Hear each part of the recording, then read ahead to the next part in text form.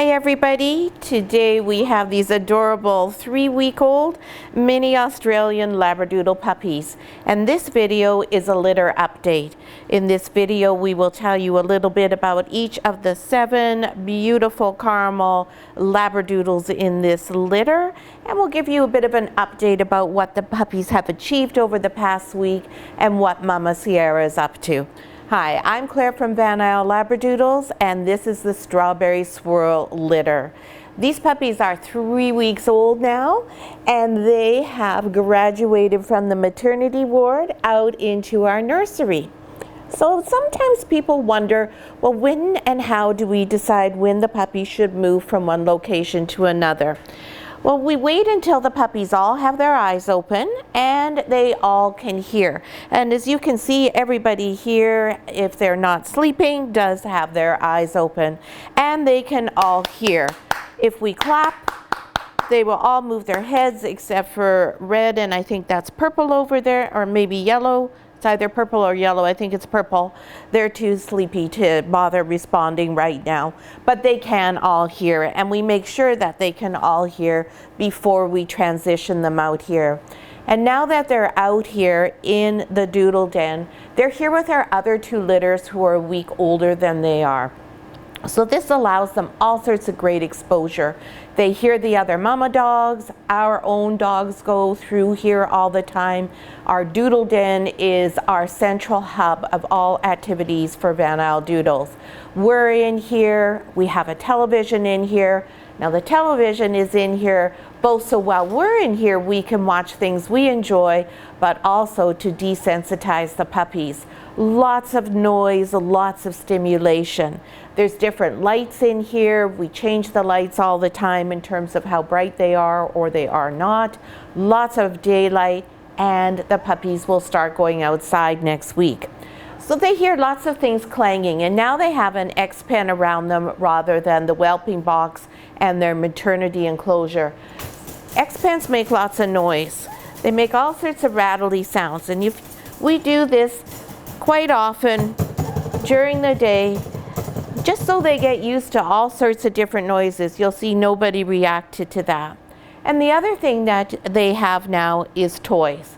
Now they're just barely starting to interact with the toys. And you'll see this bigger one here who's propped up. He has quite a big face that's in a bright color. That's so it's easy for them to see that face. They can't make out the features yet, but that bright yellow color is something that does resonate with them.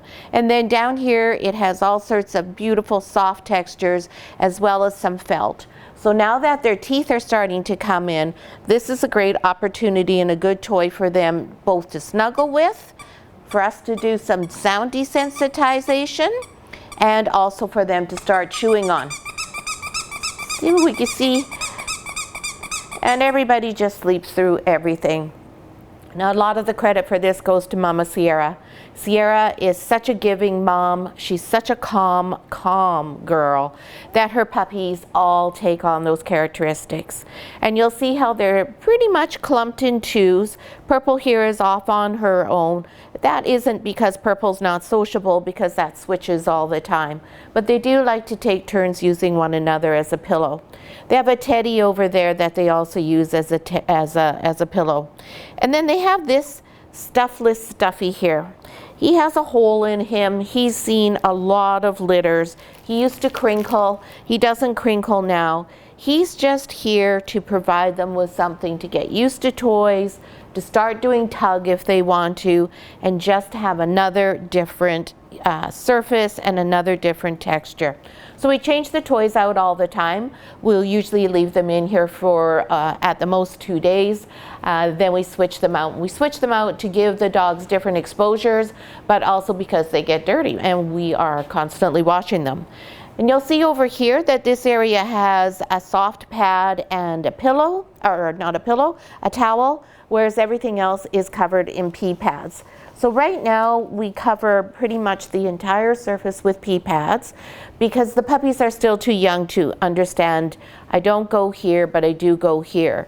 So we have a very small area. Now when we're not filming the video, we have a crate, just a half of a crate upside down to make like an igloo or a barn enclosure.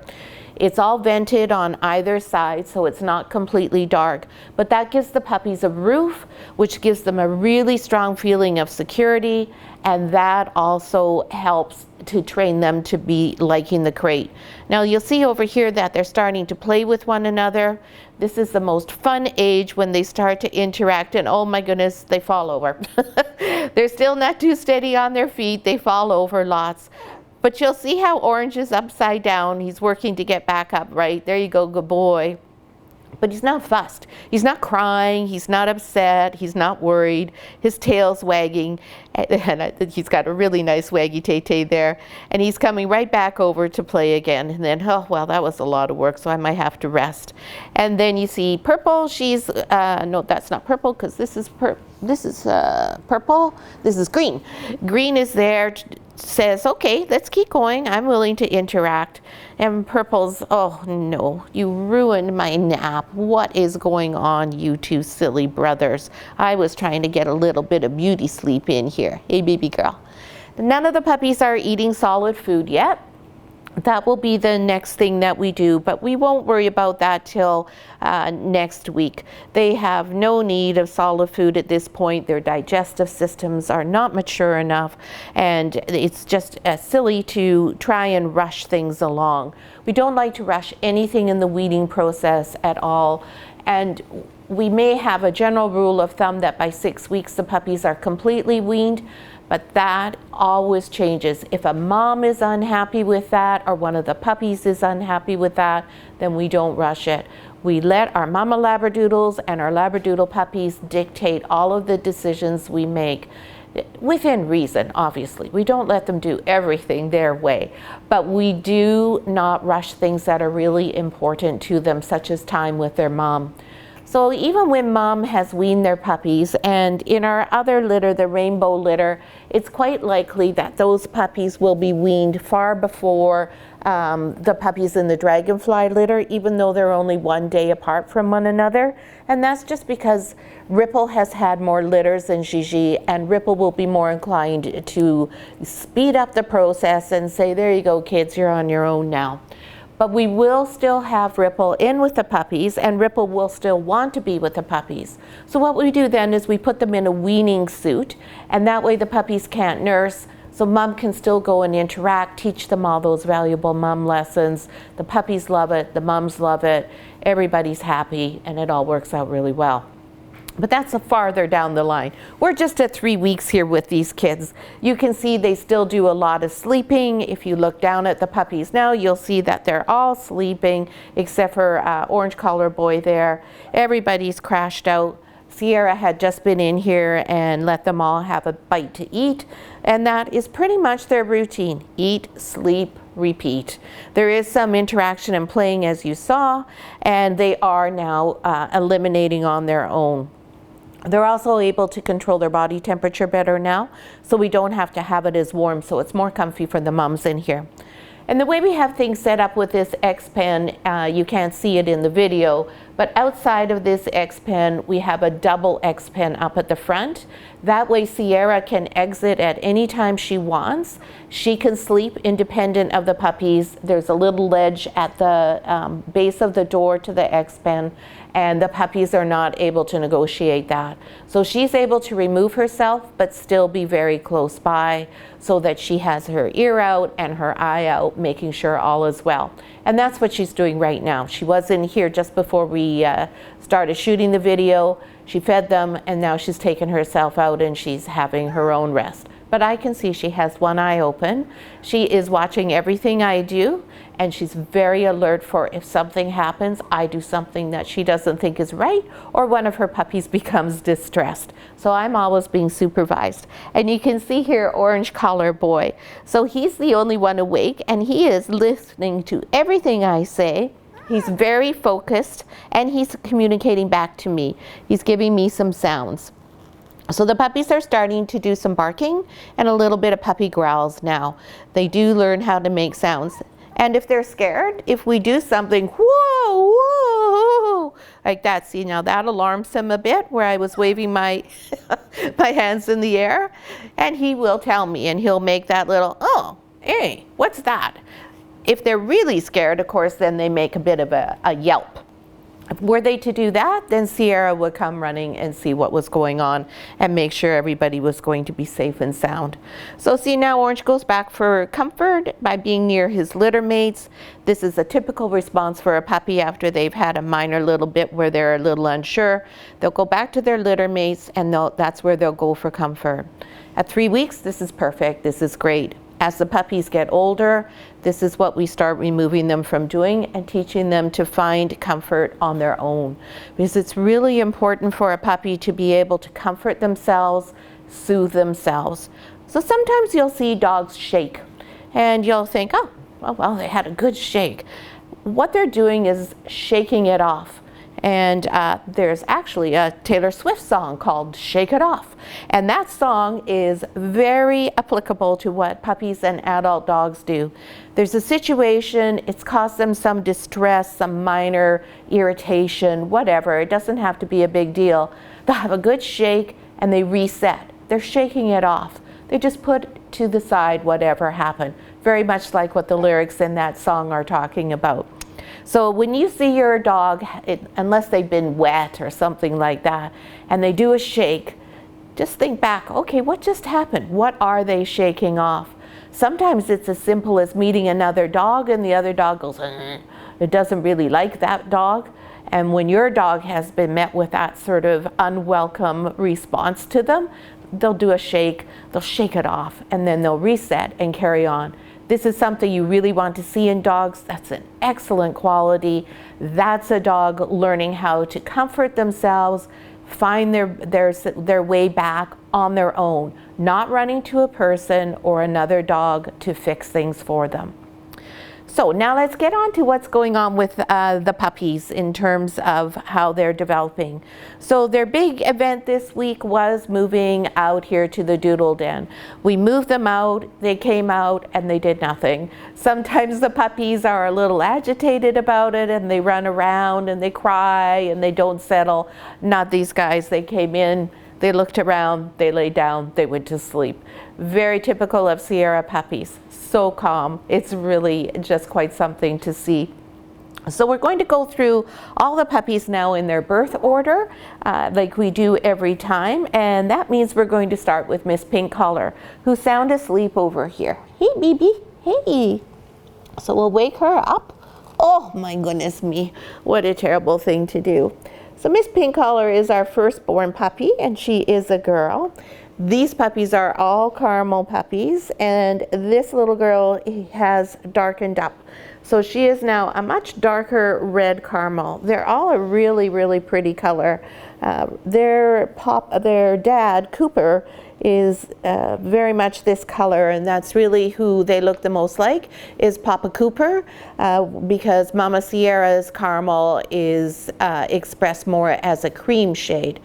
So this little girl has lots of abstract markings. You can see that she's really quite relaxed. She can still stay asleep. And maybe you want to open your eyes. We have the hardest time getting everybody able to see these puppies' eyes because they're always just so calm. And you can see if I take her and we put her upside down. There we go. There, now we can see your eyes. Now the feet, the front feet are still extended, and what I want to see is that all the paws relax, that they come down, and that she's quite happy, lets me rub her tummy, and that I can put her back to sleep really easily, and that she's not at all distressed by that. And you'll see that wasn't very difficult with her. So she is totally relaxed. She doesn't care what you do. That's what we're looking for. Puppies who can have all sorts of different situations, and they can adapt all on their own. So that's our little pink collar girl. Hey, why don't you come over here and see Mr. Sloth, or Monkey, I'm not sure what he is. Next we have dark blue collar. Dark blue, oh, and I'm sorry, Miss Pink weighs 1.12 kilograms. So she's right there pretty much in the middle toward the lower end of the group of puppies that we have here. And next we have dark blue collar boy. Hey, sweetie. So before I pick them up, I always like to make sure that they know that I'm here, that they feel my hand, so it's not some great big shock that somebody's coming along and scooping them up. Now this little puppy is the second born. He's a boy, and he is the biggest puppy in the litter for this week. And again, you'll see he's very much like his sister. Oh, it's got a big yawn. I'm not sure if he's going to be able to manage to wake up for us and show us his pretty eyes. If you see their eyes, they are all blue still at this point in time. As these puppies mature, their eyes will darken and they'll become hazel. And you can see while we're doing this, that orange collar has decided to find himself a comfortable little spot here. He just climbed up all on his own. Well, and if you look here right now, you'll see purple is having all sorts of wiggles and squiggles.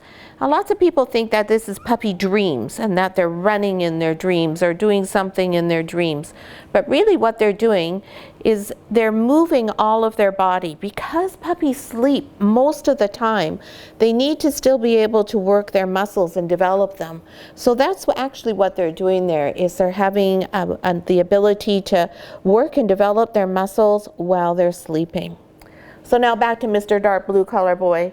This little guy is the darkest puppy in the litter. He has a really rich color.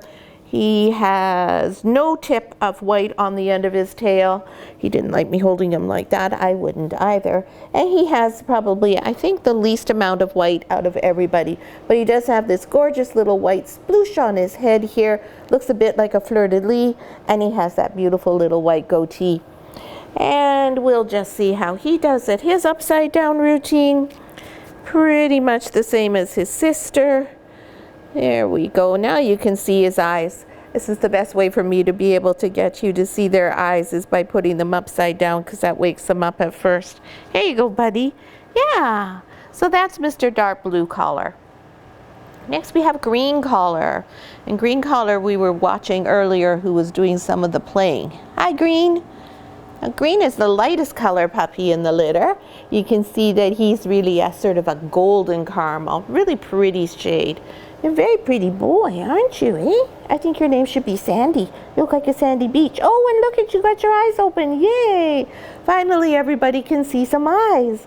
Mr. Green has lots of white abstract markings on his head, on his face, under his chin, on his chest, on his feet, and he has the little white tip on his tail. This guy's a cutie pie. He's really lots of fun. He's the one that I see playing around more than anybody. And he is 1.1 kilograms now, so he's doing quite well. And you'll see when we put him upside down, he's going to be a bit different. He's going to be a little bit more fidgety, because he's not quite at the point where he relaxes quite as easily as the others. But you'll see how I rubbed under his chin, because I know that's his sweet spot, and that's where I can just get him to go, oh yeah, okay, this is all good. So it's really important that you understand each individual puppy. Even though we do the same routine for each puppy, you need to understand each of them, know each of them, and adapt to that. So for instance, Green, he likes under his chin to be scratched. There's puppies who like to be rocked. There's puppies who like to be jiggled. There's puppies who like to have certain spots of their bodies touched. And there's puppies who like to snuggle right up into your neck. So it's very critical that you understand all those differences and that you treat the puppies accordingly. So when you're trying to bring them along and you're trying to develop their confidence, you do it in a way that the puppy is already getting what they want. You don't want to be forcing them and trying to get them to learn something when they're uncomfortable. So next we have Red Collar, and Red Collar is the puppy who is on my lap here. So Red Collar is, again, a beautiful red caramel, as you can see. Hey, she's one of the ladies in this litter. Hello, little girl. Oh my goodness, and again, so tired. Red Collar girl has lots of abstract markings, just like Green. Beautiful mark on her head here, almost a heart shape, lots of white on the face, the paws, the chest, and she too has that white tip on her tail. Red color is a very playful girl, and she's like her sister Pink, where you don't have to do anything with her. You can just put her upside down and say, "Hey darling, how's it going?" And see, she's looking to give a kiss because she's a very kissy girl. She is, she's the kissy girl. And red color girl is 1.16 kilograms. And there she is showing you her beautiful mouth. No teeth yet, but you can feel them all coming in. This is my absolute favorite time with puppies because they don't have any teeth yet. But they're still doing stuff and they're lots of fun and you can really interact with them. Next born is Yellow Collar Boy. Yellow Collar Boy is our beautiful little caramel, almost tuxedo, but his most interesting and distinguishing feature is his half mustache here. I just love when we have puppies with the half stash. Usually these are only our puppies that are related to Peanut, but this little angel is, well, Peanut is his great grandma, so he is related to Peanut, but fairly distantly. He's just the cutest little thing. This is the tiniest puppy in the litter. He is 1.06 kilograms. He has always been the smallest each week. He hasn't changed. And we'll see as time goes on if that remains the same. You'll see he has quite a lot of white markings on his back there. Almost a tuxedo marking, which would be a full white ruff. And then he's got lots of white on his toes coming up and lots of white on the face with that very adorable little half stash there. Yeah, are you my little half stash boy? This boy is gentle. This boy is so affectionate. This is the boy who likes to be snuggled in your neck. You can see he's rooting around trying to get into my neck even farther. This is what he wants to do all the time.